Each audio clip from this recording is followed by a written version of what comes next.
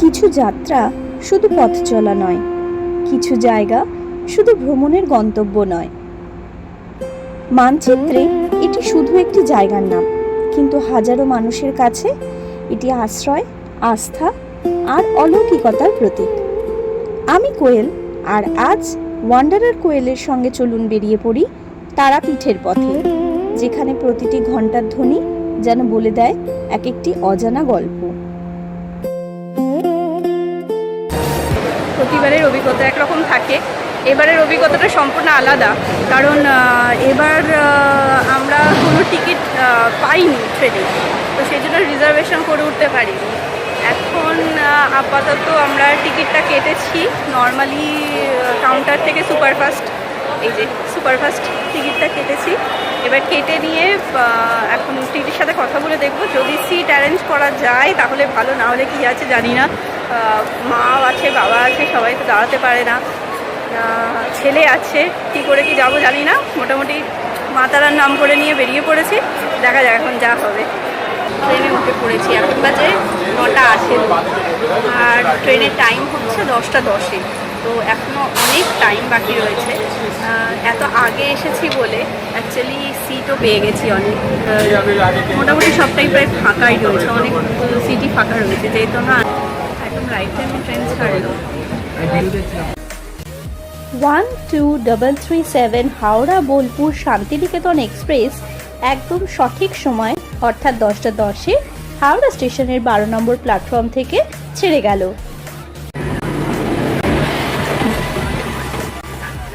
প্রায় 2 ঘন্টা 15 মিনিট সময়ে 146 কিলোমিটার দূরত্ব অতিক্রম করে ট্রেনটি 12:25 শান্তিনিকেতন পৌঁছয়।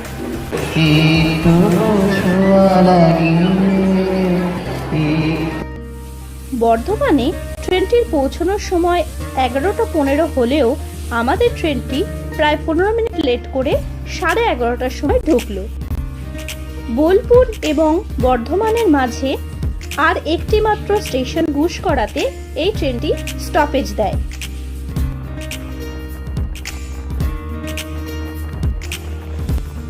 গান, গল্প, আড্ডায় ট্রেনে বেশ ভালোই সময়টা কেটে যায়, এবং সেই জন্যই আমার কাছে ট্রেনের জার্নির কাছে বাকি যে কোনো জার্নি একটু বোরিং লাগে।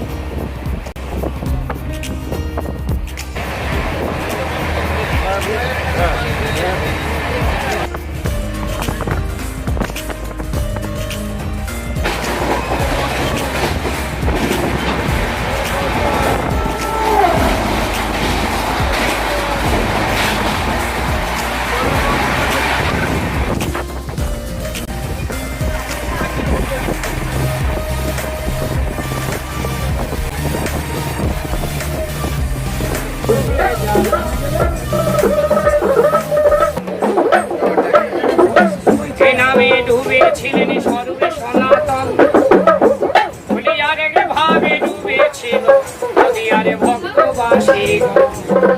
তারা বিষয় আসইতে যখন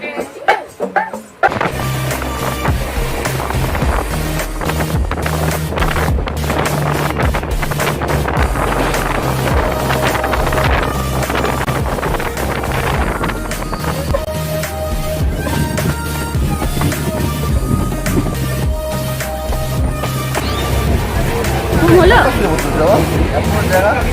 আগের দিকে দাঁড়িয়ে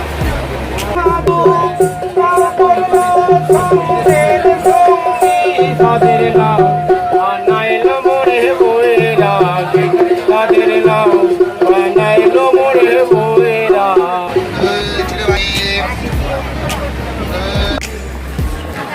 ট্রেন একদম রাইট টাইমে বোলপুর শান্তিনিকেতনে নামিয়ে দিল, 12:25 বাজে। কিন্তু এখন কথা হচ্ছে যে এবার আমরা কি করব, কারণ এই অবধি তো এসে পৌঁছলাম। এবার দেখা যাক যে ট্রেন পাবো, যদি কোনো লোকাল ট্রেন পাই সেটাও হোক, বা এরপরে কবিগুরুটা আসছে তো ওটা যদি পাই তাহলে ওটাতে উঠবো। টিকিটটা তো আমরা রামপুরহাট অবধি কেটে নিয়েছিলাম, তো সেই জন্য টিকিট কাটার ঝামেলাটা নেই। এবার দেখা যাক কোন ট্রেন পাই, সেটাই হচ্ছে।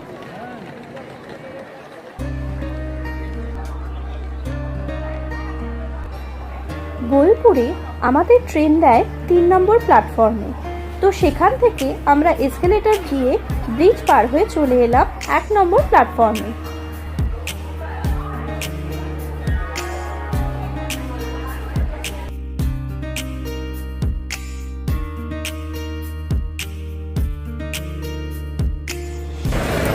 ওই যেটা বলেছিলাম 1:35-এ কবিগুরু আসবে, ওটাই পাবো। অনেকে বলছে ভিড় থাকে ভালো, আবার অনেকে বলছে এখানেও তো অনেকটা ফাঁকা হয়। তো দেখা যাক কিরমভাবে আমরা গাড়ি বসার সিট পাই কি না। বা কপাল গুনে আজকেই সব ট্রেন প্রচণ্ড লেট রান করছে। কবিগুরু এক্সপ্রেস কোথায় পড়ে রয়েছে এখনও তার কোনো অ্যানাউন্সমেন্ট হয়নি। বিরক্ত হয়ে গেছে সবাই বসে থাকতে থাকতে। জানি না ট্রেন কখন আসবে।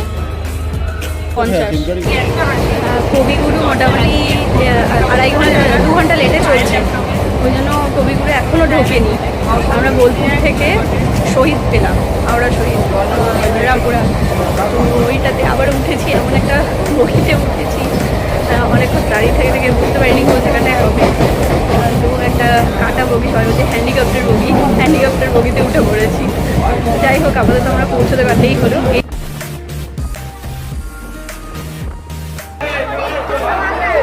4:20-তে এসে পৌঁছলাম। 2:30-তেই পৌঁছানোর কথা ছিল, সেখানে এসে পৌঁছলাম 4:20-তে। হাওড়া গেছে তো। এবার এখন আমাদের হোটেল কিছু ঠিক নেই, স্টেশন থেকে বেরোবো, বেরিয়ে নিয়ে দেখি কি পাই, সেটা নিয়ে হোটেলে যেতে হবে।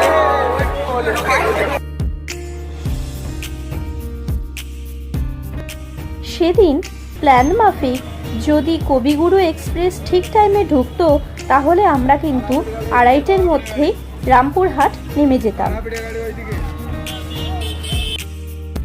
যাই হোক, এখানে নেমে একটা জিনিস খুব ভালো করে বুঝলাম যে গাড়িওয়ালাদের বেশ ভালোই দাপট আছে এখানে। ট্রেকারগুলোকে বেশ ভালো একটা শেপ দেওয়া হয়েছে ভিতর থেকে। অন্তত 12 জন না হলে ছাড়বে না, আর মাথা পিছু 50 টাকা করে নেয়। এগুলোর পেছনের সিটে বসলে বেশ ভালোই ম্যাসেজ হয়ে যায়, কিন্তু ভুলেও কোনো বয়স্ক বা যাদের কোমরে ব্যথা আছে তাদের পিছনে বসাবেন না।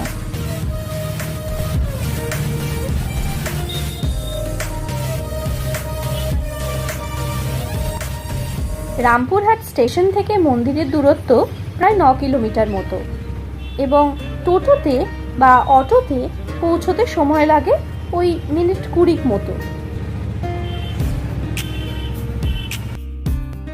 সেদিন সত্যি ভীষণ ক্লান্ত লাগছিল। ট্রেন জার্নির থেকেও প্ল্যাটফর্মে বসে বেশি ক্লান্ত হয়ে পড়েছিলাম, কিন্তু মায়ের কাছে এসে কোনো ক্লান্তি লাগে না।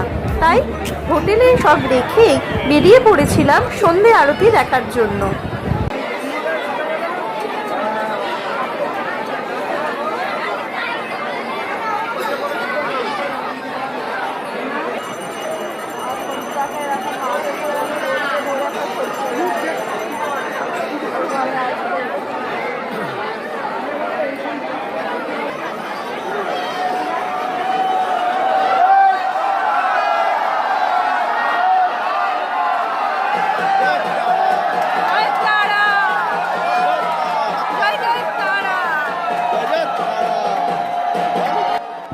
এর আগেও অনেকবার এসেছি, কিন্তু এই প্রথমবার মন্দিরে দাঁড়িয়ে সন্ধে আরতি দর্শন করতে পেলাম।